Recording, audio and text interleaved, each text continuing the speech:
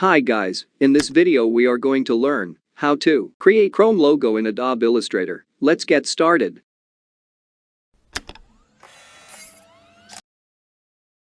Create a new common artboard in Adobe Illustrator.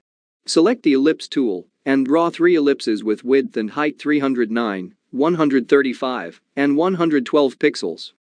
Select 3 ellipses and align them. Select the line tool and draw a horizontal line from the anchor. Then select the rotate tool and click on center. Then hold the Alt key and drag it around -120 degrees. And press Ctrl+D.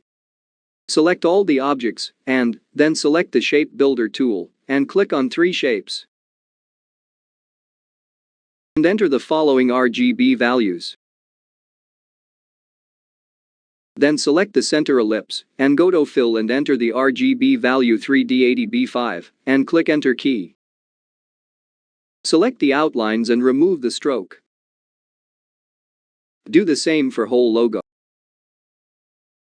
And there we go, that wraps up the video. Hope you learned something new. Thanks for watching, and don't forget to subscribe and hit the bell icon. I will see you next time.